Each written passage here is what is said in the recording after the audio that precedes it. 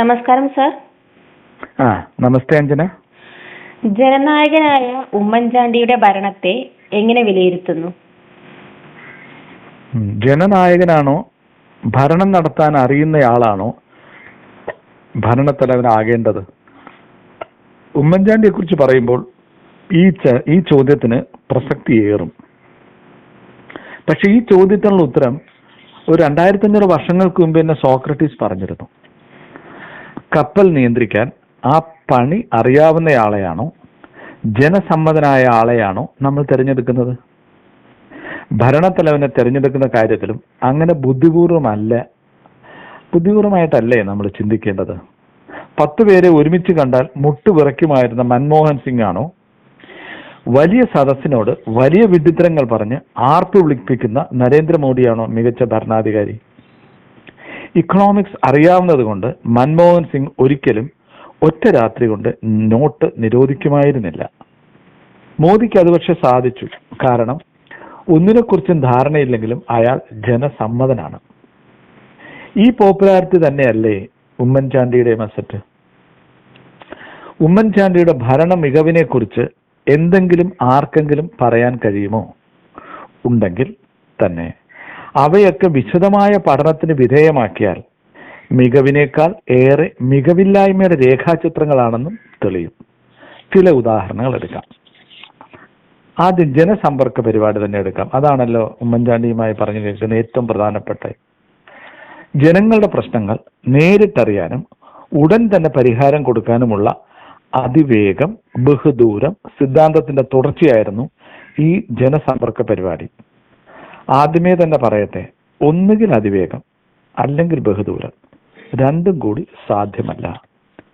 ഇത്തരം പരസ്പരം ഒരിക്കലും ചേരാത്ത കാര്യങ്ങൾ ഒരുമിച്ച് ചേർത്ത് ഒരുതരം മാജിക് സൃഷ്ടിക്കുക എന്നത് ഉമ്മൻചാണ്ടിയുടെ പൊതു രാഷ്ട്രീയ ശൈലിയായിരുന്നു. 100 മീറ്റർ ദൂരം 9.6 സെക്കൻഡിൽ ഓടി ഒളിമ്പിക്സ് സ്വർണം തുടർച്ചയായി നേടിയ ചാമ്പ്യനായിരുന്നു ഉസൈൻ ബോൾട്ട്. എന്നാൽ 100 മീറ്ററിൽ ഉസൈൻ ബോൾട്ട് തുടർച്ചയായി സ്വർണം നേടിയപ്പോഴും ലോകത്തിലെ മാരത്തോൺ ചാമ്പ്യനായി അറിയപ്പെടുന്നത് കെനിയക്കാരനായ എലിയൂഡ് കിപ്ചോഗ് എന്ന ഓട്ടക്കാരനാണ്. 42 കിലോമീറ്റർ ദൂരം 2 മണിക്കൂറിന് താഴെ സമയം കൊണ്ടാണ് അയാൾ ഓടി തീർത്തത്. അതായത് മാരത്തോണിൽ 100 മീറ്റർ ഓടി തീർക്കാൻ ചാമ്പ്യന് പോലും 17.14 സെക്കൻഡ് വേണ്ടി വന്നു. 100 മീറ്റർ ഉസൈൻ ബോൾട്ട് ഓടുമ്പോൾ 9.6 ആണ്. മാരത്തോൺ ചാമ്പ്യന്റെ ആകെ ഡിസ്റ്റൻസിനെ വെച്ച് നമ്മൾ ഡിവൈഡ് ചെയ്യുകയാണെങ്കിൽ അയാൾ 100 മീറ്റർ ഓടിയത് 17.4 സെക്കൻഡ് ഉണ്ടായിരുന്നു, ഏറെക്കുറെ ഇരട്ടി സമയം. 100 മീറ്റർ 9.6 സെക്കൻഡിൽ ഓടിയ ഉസൈൻ ബോൾട്ടിന് 100 മീറ്ററോ 200 മീറ്ററോ മാത്രമേ ആ വേഗതയിൽ ഓടാൻ കഴിയൂ. ബഹുദൂരം ഓടണമെങ്കിൽ അതിവേഗം പറ്റില്ല എന്ന് സാരം. ഈ വൈരുദ്ധ്യങ്ങളെ കൂട്ടിച്ചേർത്ത് ഉമ്മൻചാണ്ടി കോയിൻ ചെയ്ത ടേം ആയിരുന്നു ഉമ്മൻചാണ്ടിയുടെ ഭരണത്തിന്റെ മുഖമുദ്രയായിരുന്ന അതിവേഗം ബഹുദൂരം. ഈ അതിവേഗം ബഹുദൂരം സിദ്ധാന്തത്തിൽ ഊന്നിയ ജനസമ്പർക്ക പരിപാടിയായിരുന്നു ജനാധിപത്യ രീതിയാണെന്ന് വരുത്തി തീർത്ത ജനസമ്പർക്ക പരിപാടി. അത് ജനാധിപത്യ വിരുദ്ധമായ രാഷ്ട്രീയ നാടകമായിരുന്നു. അതെങ്ങനെയെന്ന് നോക്കാം. നമ്മുടേത് പ്രാതിനിധ്യ ജനാധിപത്യമാണ്. ജനപ്രതിനിധികളെ ജനങ്ങൾ തിരഞ്ഞെടുക്കുന്നു. തിരഞ്ഞെടുക്കപ്പെട്ട MLA-മാരിൽ നിന്ന് ഭൂരിപക്ഷമുള്ള പാർട്ടിയുടെയോ മുന്നണിയുടെയോ നേതാവിനെ ആ പാർട്ടിയോ മുന്നണിയോ അതിന്റെ MLA-മാർ ചേർന്ന് തിരഞ്ഞെടുക്കുന്നു. അതുകൊണ്ട് ഉമ്മൻചാണ്ടിയെയോ പിണറായി വിജയനെയോ ജനങ്ങൾ അല്ല മുഖ്യമന്ത്രിയാക്കിയത്. ജനങ്ങൾ അവരെ ഉൾപ്പെടെയുള്ള MLA-മാരെയാണ് തിരഞ്ഞെടുത്തത്. ഓരോ MLA-യും സ്വന്തം മണ്ഡലത്തിന്റെ കാര്യങ്ങൾ നോക്കണം. അങ്ങനെ നോക്കുമ്പോൾ ഉമ്മൻചാണ്ടിയുടെ മണ്ഡലം പുതുപ്പള്ളിയായിരുന്നു.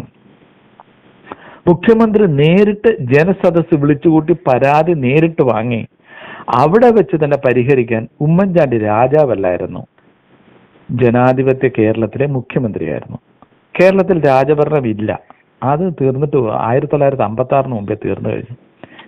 ഇനി ജനങ്ങൾക്ക് പ്രശ്ന പരിഹാരത്തിന് നിലവിലുള്ള സിസ്റ്റം പോരാ എന്നുണ്ടെങ്കിൽ ആ സിസ്റ്റത്തെ കറക്റ്റ് ചെയ്യാനോ കൂടുതൽ എഫിഷ്യന്റ് ആക്കാനോ ഉള്ള ഭരണപരമായ പരിഷ്കാരമാണ് ഒരു മുഖ്യമന്ത്രി എന്ന നിലയിൽ ഉമ്മൻചാണ്ടി ചെയ്യേണ്ടിയിരുന്നത്. അന്ന് ഉമ്മൻചാണ്ടി കാണിച്ച രാജഭരണത്തിന്റെ പ്രഹസനമാണ് സുരേഷ് ഗോപി കാണിച്ചുകൊണ്ടിരിക്കുന്ന കലിംഗ് സമ്മേളനങ്ങൾ.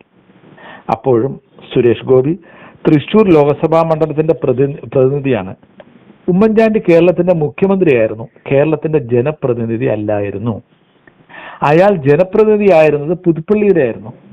മുഖ്യമന്ത്രി ആയിരിക്കെ തന്നെ പുതുപ്പള്ളി MLA എന്ന രീതിയിൽ പരാതികൾ ജനസമ്പർക്ക പരിപാടിയിലൂടെ സ്വീകരിച്ചിരുന്നെങ്കിൽ അതിന് സുരേഷ് ഗോപി കാണിക്കുന്ന നാടകത്തിന്റെ അത്രയെങ്കിലും അർത്ഥമുണ്ടാകുമായിരുന്നു.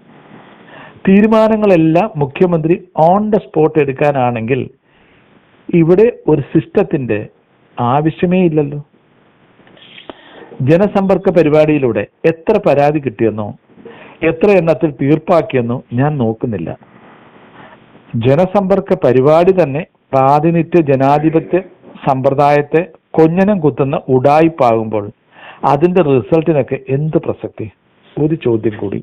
നാളെ ഹൈക്കോടതി ചീഫ് ജസ്റ്റിസ് ഇതുപോലെ ഒരു ജനസമ്പർക്ക പരിപാടി നടത്തി കേസുകൾ അവിടെ വെച്ച് അപ്പോൾ തന്നെ തീർപ്പാക്കി കൊടുത്താൽ നമ്മൾ അതിനെ റൂൾ ഓഫ് ലോ എന്ന് പറയുമോ അതോ perversion of the rule of law എന്ന് പറയുമോ? അടുത്ത വിശേഷണം ഉമ്മൻചാണ്ടി വികസന നായകൻ ആണെന്നതാണ്. ഉമ്മൻചാണ്ടിയുടെ വികസനപരമായ പരമ്പരയിലെ ഏറ്റവും തിളക്കമാർന്നതാണ് വിഴിഞ്ഞത്തെ അദാനിയുടെ തുറമുഖം. ആ പദ്ധതിയുമായി മുന്നോട്ട് പോകരുത് എന്ന രാഹുൽ ഗാന്ധിയും കോൺഗ്രസ് നേതൃത്വവും പറഞ്ഞിട്ടും ഉമ്മൻചാണ്ടി വികസന പാതയിലൂടെ മുന്നോട്ട് തന്നെ പോയി.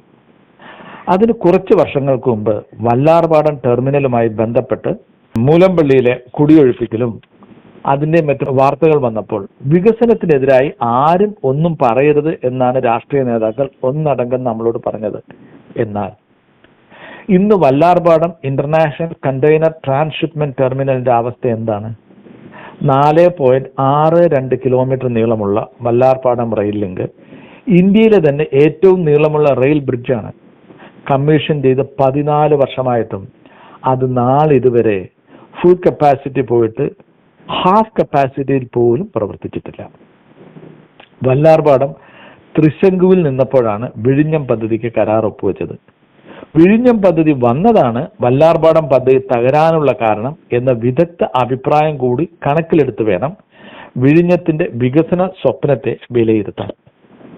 നാളെ വിഴിഞ്ഞം പദ്ധതി പരാജയപ്പെട്ടാൽ അതിന് കാരണം ശ്രീലങ്കയിലെയോ സിംഗപ്പൂരിലെയോ തുറമുഖമാണെന്ന് പറയും. കേരളത്തിലെ ഒരു വികസന പദ്ധതി മറ്റൊരു വികസന പദ്ധതി വരുന്നത് കാരണം തകർന്നു എന്ന് പറയുന്നത് വികസനത്തെക്കുറിച്ചോ പദ്ധതികളെക്കുറിച്ചോ അവശ്യം വേണ്ട അടിസ്ഥാന ധാരണ ഇല്ലാത്തത് കൊണ്ടാണ്. വിഴിഞ്ഞം പദ്ധതിയെക്കുറിച്ചുള്ള CAG റിപ്പോർട്ടിൽ പദ്ധതി കേരളത്തിന് ഗുണകരമായ രീതിയിലല്ല കൺസീവ് ചെയ്തിട്ടുള്ളത് എന്ന് പറയുന്നു. കരാർ പ്രകാരം അദാനി ഗ്രൂപ്പിന് വിത്തിൻ കോട്ട് CAG റിപ്പോർട്ട് ഇതാണ്, അൺഡ്യൂ ഗെയിൻ ലഭിച്ചു എന്നാണ് CAG റിപ്പോർട്ടിൽ പറയുന്നത്. അദാനിക്ക് അൺഡ്യൂ ഗെയിൻ എന്ന് പറഞ്ഞാൽ അത്ര കണ്ട് ആ കരാർ കേരളത്തിന് ദോഷകരമാണ് എന്നുകൂടി അർത്ഥമുണ്ട്.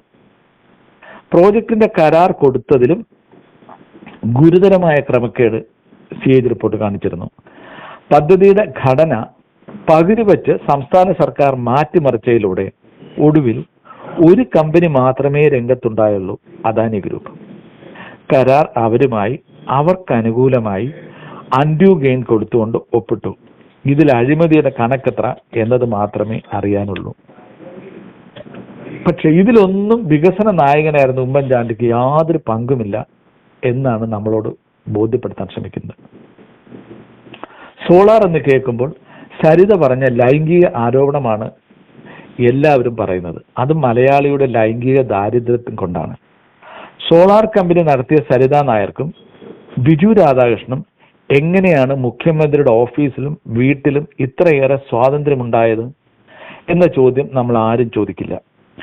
ആദ്യ ഭാര്യയെ കൊന്ന കേസിലെ പ്രതിയാണ് ബിജു രാധാകൃഷ്ണൻ എന്ന വസ്തുത മുഖ്യമന്ത്രിയുടെ ഓഫീസ് അറിഞ്ഞിരുന്നില്ലേ? ഇല്ലെങ്കിൽ അത് മുഖ്യമന്ത്രിയായിരുന്ന ഉമ്മൻചാണ്ടിയുടെയും മുഖ്യമന്ത്രിയുടെ ഓഫീസിന്റെയും പരാജയമാണ്. സുതാര്യത എന്നതായിരുന്നു ഉമ്മൻചാണ്ടിയുടെ മുഖമുദ്ര. അതിന്റെ ഭാഗമായി മുഖ്യമന്ത്രിയുടെ ഓഫീസിനുള്ളിൽ CCTV വെച്ചു. അഴിമതി അതിനുള്ളിൽ വെച്ച് നടക്കില്ല എന്ന് പൊതുജനത്തെ ബോധ്യപ്പെടുത്താൻ. ഓഫീസിൽ CCTV വെച്ച് സുതാര്യത ഉറപ്പുവരുത്തുന്ന ആൾക്ക് അഴിമതി നടത്താൻ ഓഫീസിന് പുറത്ത് ധാരാളം സ്ഥലമില്ലേ? പ്രത്യേകിച്ച് സോളാർ പ്രതികളെ പോലെയുള്ളവർ അവിടെ സ്വൈര്യവികാരം നടത്തിയിരുന്നു എന്നിരിക്കെ. ഇത്രയൊക്കെ ആയിട്ടും തനിക്ക് സരിത എസ് നായരെ അറിയില്ല എന്ന് സമൂഹത്തോട് പറയാൻ ഉമ്മൻചാണ്ടിക്ക് യാതൊരു എളുപ്പമില്ലായിരുന്നു. പിന്നീട് 3 പ്രാവശ്യം കണ്ടിട്ടുണ്ടെന്ന് തിരുത്തി പറഞ്ഞതും പ്രത്യേകം ശ്രദ്ധ അർഹിക്കുന്ന മലക്കം മറിച്ചിലാണ്. ഉമ്മൻചാണ്ടി രാഷ്ട്രീയ യുദ്ധം നടത്തിയത് എതിർപക്ഷത്തുള്ള പാർട്ടിയോടായിരുന്നില്ല, സ്വന്തം പാർട്ടിക്കാരോടായിരുന്നു. അതിന്റെ ആദ്യത്തെ ഇര കെ കരുണാകരനായിരുന്നു. ചാരക്കേസിൽ കരുണാകരനെതിരെ ആക്രമണം നയിച്ചവരിൽ മുന്നണി പോരാളിയായിരുന്നു ഉമ്മൻചാണ്ടി. കരുണാകര പക്ഷത്തിന് ഭൂരിപക്ഷം ഉണ്ടായിരുന്ന കോൺഗ്രസ് നിയമസഭാ കക്ഷിയിൽ നിന്ന് ആൾക്കാരെ ആന്റണി പക്ഷത്തിലേക്ക് അടർത്തി മാറ്റാൻ ഒരു ടയർ കമ്പനി കൊടുത്ത കാറും പണവുമായി ഉമ്മൻചാണ്ടി പോയതും കരുണാകരന്റെ വിശ്വസ്തരായ പല MLA മാരും സൂര്യൻ അസ്തമിച്ചുദിക്കുന്നതിന് മുമ്പ് മറുകണ്ഠം ചാടിയ ഒടുവിൽ കരുണാകരൻ രാജിവെക്കേണ്ടി വന്നതും കേരളം കണ്ടതാണ്. ചെയ്ത കുറ്റത്തിന് മാപ്പ് ചോദിക്കുന്ന ക്രിസ്ത്യൻ പാരമ്പര്യമുള്ള ഉമ്മൻചാണ്ടി കരുണാകരനോട് ചെയ്ത കൊടുംചതി, കരുണാകരനെ ഒരു ചാരനായി ചിത്രീകരിച്ചത് തെറ്റായി പോയെന്ന് ഒരിക്കലെങ്കിലും പറഞ്ഞിട്ടുണ്ടോ? 2014 ലോക്സഭാ തെരഞ്ഞെടുപ്പ് വരെ ഉമ്മൻചാണ്ടി AK ആന്റണിയുടെ ലെഫ്റ്റനന്റ് ആയിരുന്നു. 2014 ലോക്സഭാ തെരഞ്ഞെടുപ്പിലെ UDFന്റെ സമ്പൂർണ്ണ പരാജയത്തിന്റെ ഉത്തരവാദിത്വം നേതൃത്വം ഏറ്റെടുക്കണമെന്ന് ഉമ്മൻചാണ്ടിയുടെ പരസ്യ പ്രസ്താവന മുഖ്യമന്ത്രിയായിരുന്ന AK ആന്റണിയെ ലക്ഷ്യം വെച്ചായിരുന്നു. അമ്പ് ലക്ഷ്യത്തിൽ കൊണ്ടു. ആന്റണി രാജിവെച്ചു, കേന്ദ്രത്തിലേക്ക് പോയി. ഉമ്മൻചാണ്ടി കിക്ഡ് ആന്റണി അപ്സ്റ്റേഴ്സ് എന്ന് പറയുന്നതാകും ശരി. അതോടെ ആന്റണി ഗ്രൂപ്പ് ഇല്ലാതായി, ഉമ്മൻചാണ്ടി ഗ്രൂപ്പായി. അതിൽ പഴയ ആന്റണി ഗ്രൂപ്പിലെ ആകാശമായിരുന്ന ആദർശധീരൻ VM സുധീറിന് പോലും സ്ഥാനമില്ലായിരുന്നു. 2014 ഉമ്മൻചാണ്ടിയുടെയും രമേശ് ചെന്നിത്തലയുടെയും പൊതുവായ എതിർപ്പിനെ മറികടന്ന് AICC VM സുധീറിനെ KPCC പ്രസിഡന്റാക്കി. 3 വർഷം കഴിഞ്ഞ് സുധീരൻ രാജിവെച്ച് പുറത്തുപോയി. UDF ഉന്നതാധികാര സമിതിയിൽ നിന്നും പുറത്തുപോയി. തനിക്ക് ഉമ്മൻചാണ്ടിയിൽ നിന്ന് ക്രൂരമായ പെരുമാറ്റമാണ് ലഭിച്ചത് എന്ന് സുധീരൻ വ്യക്തമാക്കി. ആന്റണിയെ മുഖ്യമന്ത്രി സ്ഥാനത്ത് നിന്ന് പുകച്ച് പുറത്താക്കിയതിന്റെ തനി ആവർത്തനമാണ് സുധീരൻ KPCC പ്രസിഡന്റ് സ്ഥാനം രാജിവെക്കേണ്ടി വന്നത്. 100 കണക്കിന് അഴിമതി ആരോപണങ്ങൾ വന്നപ്പോഴും ഒരു പൊതുപ്രവർത്തകന്, പ്രത്യേകിച്ചും മുഖ്യമന്ത്രിക്ക്, ഒരിക്കലും ചേരാത്ത ഒരു ന്യായീകരണമാണ് ഉമ്മൻചാണ്ടി സ്വീകരിച്ചത്. ഞാൻ എൻ്റെ മനസാക്ഷിയാണ് എല്ലാം ബോധ്യപ്പെടുന്നത് എന്ന അർത്ഥം വരുന്ന രീതിയിൽ ഉമ്മൻചാണ്ടി പലപ്പോഴും പറഞ്ഞിരുന്നു. പൊതുരംഗത്ത് പൊതുജനത്തിന്റെ മനസാക്ഷിയാണ് പ്രധാനം, വ്യക്തിയുടെ മനസാക്ഷിയല്ല. അത്തരം മനസാക്ഷിയൊക്കെ പള്ളികളിലെ കുമ്പസാരക്കൂട്ടിലാണ് പറയേണ്ടത്. അപ്പോഴും രാഷ്ട്രീയപരമായും ഭരണപരമായും ഉമ്മൻചാണ്ടി കാണ്ടിയ ഏറ്റവും വലിയ ക്രിമിനൽ കുറ്റം TP ചന്ദ്രശേഖരൻ വധക്കേസിലെ ഗൂഢാലോചന നടത്തിയവർക്കെതിരെ നിയമ നടപടി എടുത്തില്ല എന്നതാണ്. CPIMന്റെ കൊലപാതക രാഷ്ട്രീയത്തെക്കുറിച്ച് ഏകദേശ ധാരണയുള്ളവർക്കൊക്കെ അറിയാം ആ രാഷ്ട്രീയ കൊലപാതകത്തിന് പിന്നിൽ അന്നത്തെ ഉന്നത നേതാക്കൾക്ക് പങ്കുണ്ടായിരുന്നുവെന്ന്.